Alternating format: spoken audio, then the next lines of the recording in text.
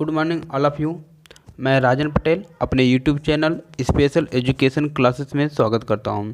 आज का टॉपिक है स्ट्रेटजी ऑफ डेवलपिंग राइटिंग, है ना। यानी कि लेखन कौशल के कौन कौन से स्ट्रेटजी है, रणनीतियाँ हैं, इसके बारे में हम चर्चा करेंगे, है ना। सबसे पहले देखिए, मैं पहले बता चुका हूँ कि राइटिंग होता क्या है। यानी राइटिंग वह प्रक्रिया है जिसके द्वारा अपने विचारों को, भावों को, है ना, जो विचारों भाव में आने वाली चीज़ों को हम रिटन फॉर्म में लिखते हैं ना, जो जिसे हम प्रत्यक्ष रूप से देख सकें और उसको अध्ययन कर सकें, पढ़ सकें। राइटिंग वही होता है।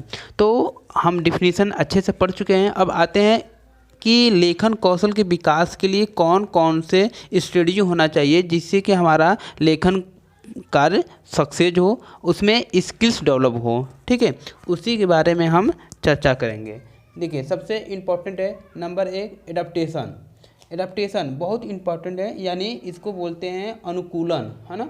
अनुकूलन वह प्रक्रिया होती है जिसके द्वारा किसी भी कार्य को करने में सरलता प्रदान करती है।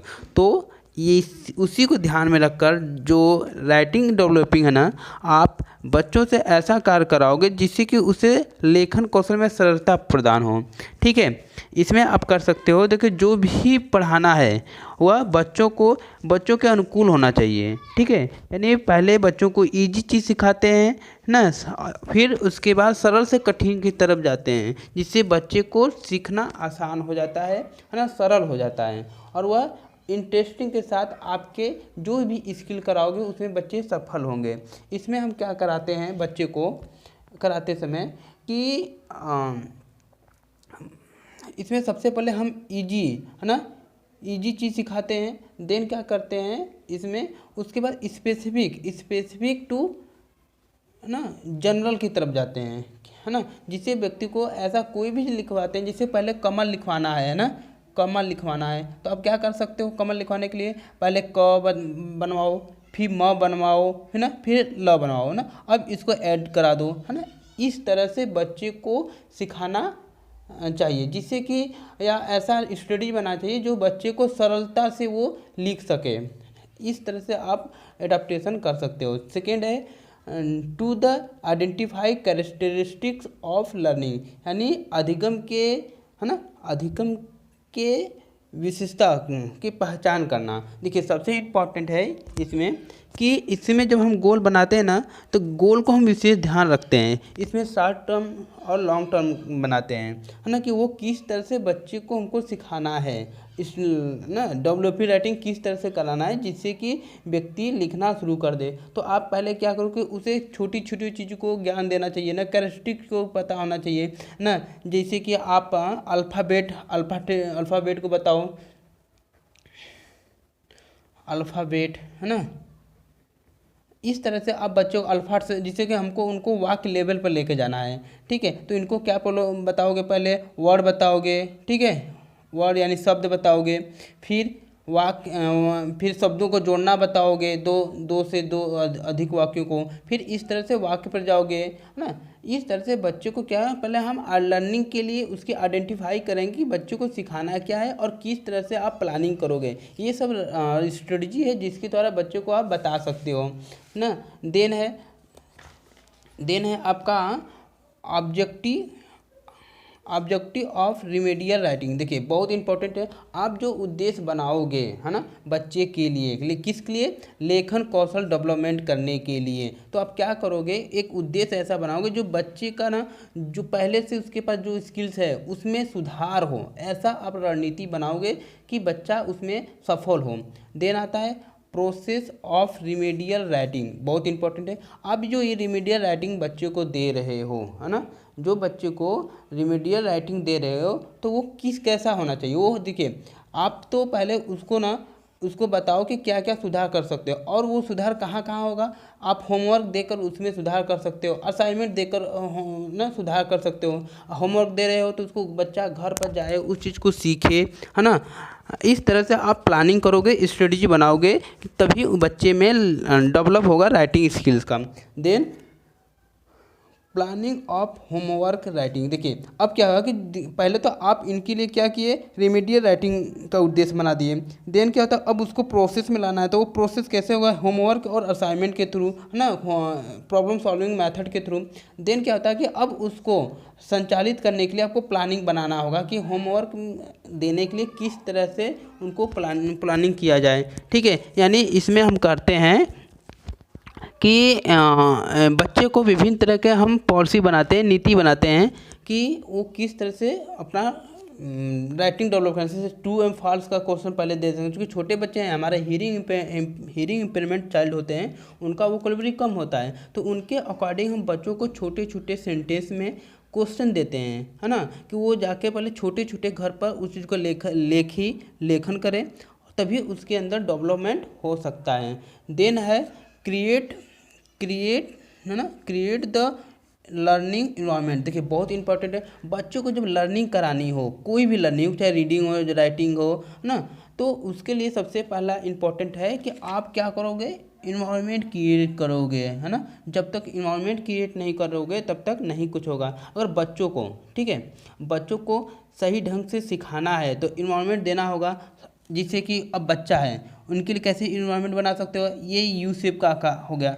जब आप क्लास में टीचर रहे, ठीक है, क्लास में जब टीचर रहे तो दो चीज़ों को ध्यान दें कि बच्चों को डिसेबिलिटी के अकॉर्डिंग उनको सीटिंग अरेंज कराएं, ये भी एक इन्वायरमेंट है ना क्रिएट हो रहा है। जो माइल्ड है तो माइल्ड को इधर बैठा दो, यहाँ माइल्ड हो गए, है ना, यहाँ मॉडरेट हो गए, है ना, मॉडरेट हो गए, यहाँ सीवियर हो गए, यहाँ प्रोफाउंड वाला, इसी तरह से माइल्ड इधर हो गए ना, मॉडरेट इधर हो गए, सीवियर इधर हो गए, प्रोफाउंड इधर।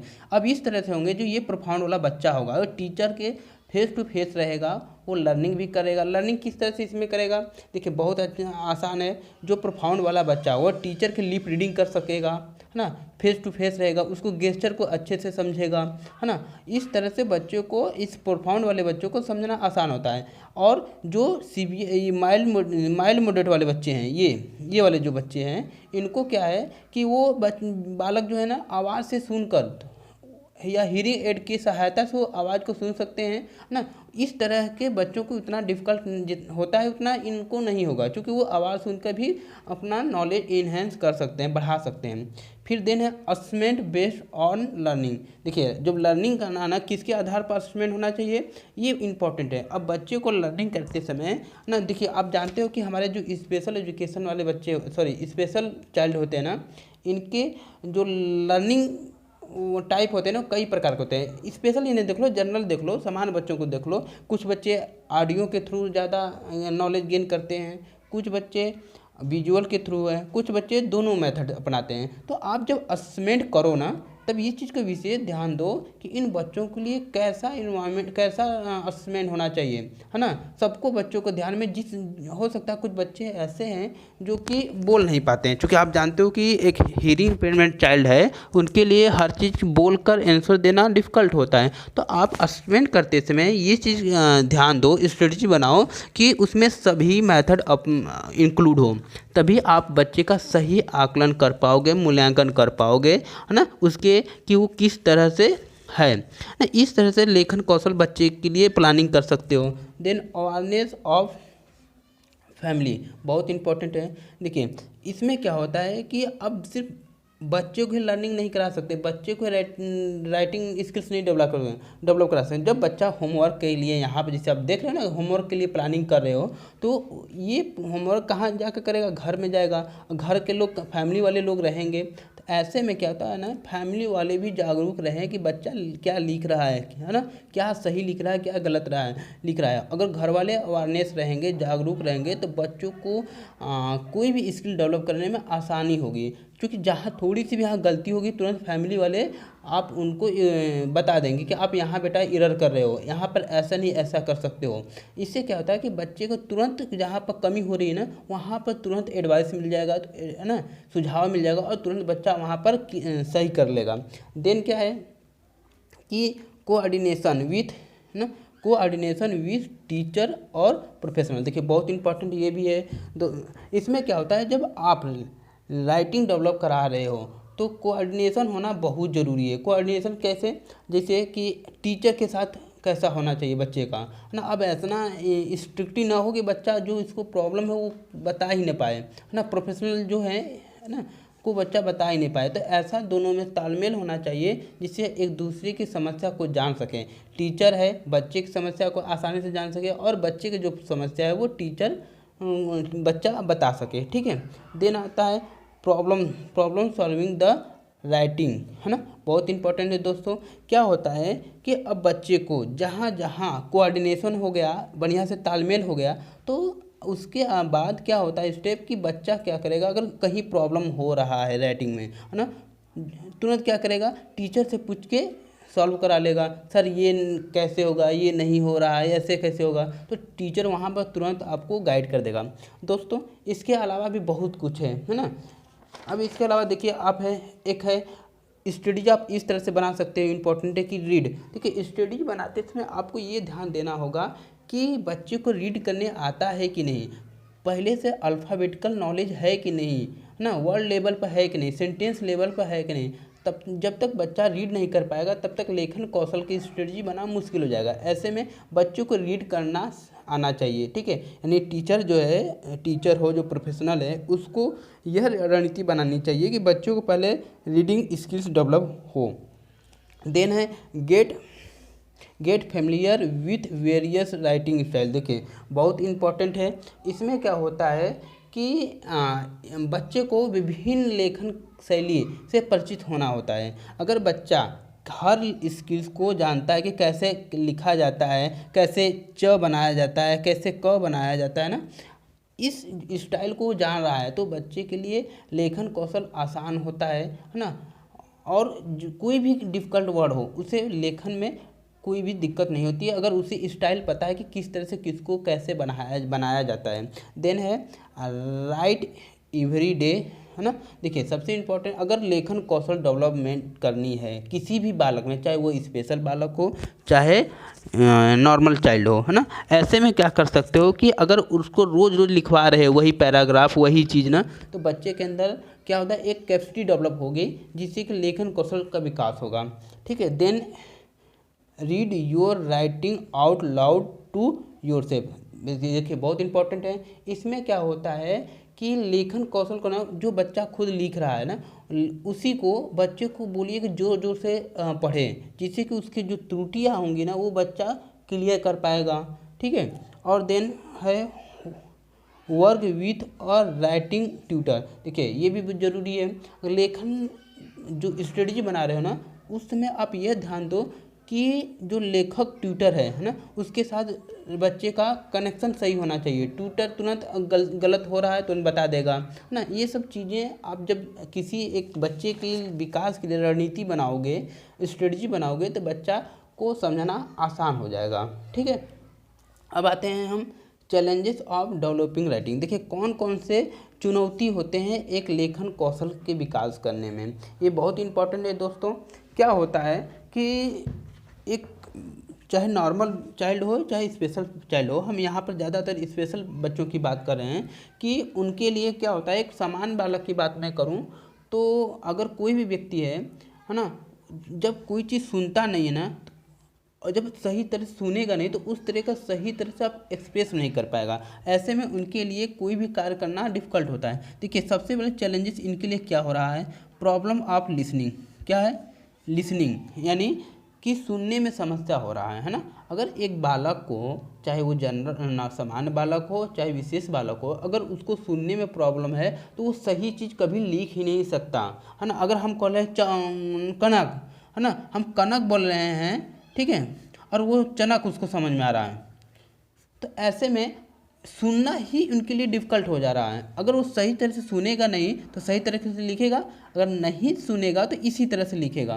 ऐसे में उनके लिए क्या होता है, लिसनिंग बहुत इंपॉर्टेंट होता है कोई भी डेवलप राइटिंग कराने में ना, ठीक है। देन प्रॉब्लम और स्पीक। ठीक है, ऐसे में जब बच्चा सुन नहीं पाता है तो उसके लिए बोलने में भी प्रॉब्लम होता है, होगा कि नहीं, होना है, क्योंकि भाई जो चीज़ व्यक्ति सुन नहीं पाया तो कैसे बोलेगा। ऐसे में जब वो उच्चारण सही नहीं करेगा तो देखिए हम लोग जब लिखते हैं ना, अपने माइंड में, अपने मुंह में उस चीज़ का उच्चारण करते हैं, धीरे से करते हैं, कोई सुनता ही नहीं, फिर भी हम उच्चारण करके लिखते हैं। जैसे मुझे कोई शब्द लिखना है ना, ठीक है, राजा लिखना है, तो जब तक हम राजा बोलेंगे नहीं तब तक हम लिख नहीं पाते हैं। तो ऐसे में क्या होता है कि टीचर बोलेगा, फिर उसको सुनता है बच्चा, फिर उस चीज़ को सुनकर बोलता है, बोलने के बाद फिर लेखन कौशल होता है। तो ये सब बच्चे जो स्पेशल बच्चे होंगे ना, अगर ये सब प्रॉब्लम आ गया तो उसके लेखन कौशल जो इफेक्टेड होता है, ये सब प्रॉब्लम होता है, ठीक है। अब आते हैं प्रॉब्लम ऑफ अंडरस्टैंडिंग। देखिए वही चीज़ है, अगर बच्चा सुन नहीं पा रहा है, बोल नहीं पा रहा है, तो समझेगा कहाँ से, है ना। ऐसे में बच्चे के लिए बहुत डिफ़िकल्ट होता है कि वो कैसे किस चीज़ को समझे। और जब तक कॉन्सेप्ट नहीं समझता है, बच्चे के लिए लेखन कौशल करना बहुत ही मुश्किल हो जाता है। अगर मान लीजिए बच्चे में थोड़ा बहुत अंडरस्टैंडिंग है तो वो उतना तक लिख लेता है, मगर जब तक कॉन्सेप्ट क्लियर नहीं होता है तो लिखना मुश्किल हो जाता है ना। इसलिए बच्चे के लिए अगर आप सबसे बड़ा चैलेंजेस ये सब हैं कि वो सुन नहीं पा रहा है, बोल नहीं पा रहा है, समझ नहीं पा रहा है ना। देन आता है कि problem in fine motor skills. Problem in fine motor skill, देखिए लेखन कौशल के लिए सबसे बड़ा चुनौती है जब तक वो फाइन मोटर नहीं चला पाएगा, मतलब अच्छे से पेन पकड़ नहीं पाएगा, है ना, इनको कैसे मूवमेंट करना है वो सब जब करना नहीं आएगा, छोटी छोटी स्किल्स नहीं कर पाएगा, तो बच्चे के लिए लेखन कौशल करना बहुत ही डिफ़िकल्ट होता है ना। वो बच्चे के लिए एक लेखन विकास के लिए चैलेंजेस उत्पन्न करती हैं, ठीक है। देन है कि डिले आइडेंटिफिकेशन। देखिए ये भी बहुत इम्पोर्टेंट है, मैं बार बार इस चीज़ों को आप लोगों के साथ ऐड करता हूँ कि ये सब है क्या। डिले, देखिए डिले क्या होता है कि देरी से जब बच्चे का पहचान होता है, अगर बच्चे में कोई प्रॉब्लम है, फाइन मोटर में प्रॉब्लम है ना, ग्रॉस मोटर में प्रॉब्लम है, अंडरस्टैंडिंग में प्रॉब्लम है, स्पीच में प्रॉब्लम है, जब ये देर से पता होगा तो भी बच्चे को हम सही तरह से उसका ट्रीटमेंट नहीं कर पाएंगे, उनको आइडेंटिफाई नहीं कर पाएंगे, इंटरवेंशन नहीं कर पाएंगे, ठीक है, जो आगे चलकर बच्चे के लिए चैलेंजेस उत्पन्न करती है लेखन कौशल में।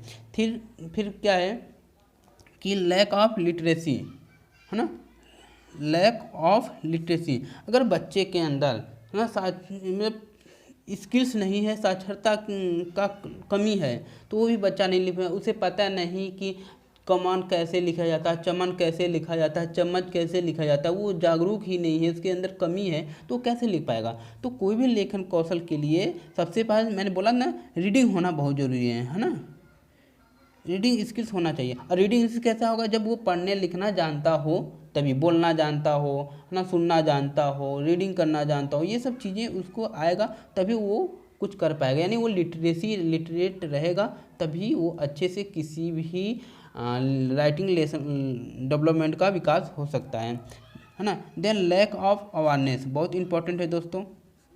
लैक ऑफ अवेयरनेस क्या होता है, अगर व्यक्ति चाहे स्पेशल बालक हो चाहे सामान्य बालक हो, अगर उसको ना किसी चीज़ के बारे में जागरूक नहीं है कि इसको कैसे लिखा जाता है, तब तक उस बच्चे के लिए प्रॉब्लम आती है। जैसे कि अब उसे पता नहीं कि एक ग्राफ ऐसे लिखने के बाद दूसरा ऐसे लिखा जाता है, दूसरा ऐसे, वो इस तरह से लिखना शुरू कर देगा, है ना। तो जब तक उसके समझ नहीं है कि यहाँ पर आने के बाद कैसे लिखा जाए, अगर यहाँ पर आधा स्थान रह गया है ना, तो इसको ऐसे करके फिर आगे लिखा जाता है ना, ये सब को उसको नॉलेज होना चाहिए, तभी वो लेखन कौशल में सफल हो सकता है, उसके अंदर विकास हो सकता है। तो दोस्तों ये जो चैलेंजेस हैं, है ना, ये बहुत ही इम्पोर्टेंट है। जब तक इन बच्चों में विकास नहीं होगा, है ना, ये चैलेंजेस उनके लिए हमेशा बाधित करते रहेंगे। थैंक यू, आई होप आपको समझ में आया होगा।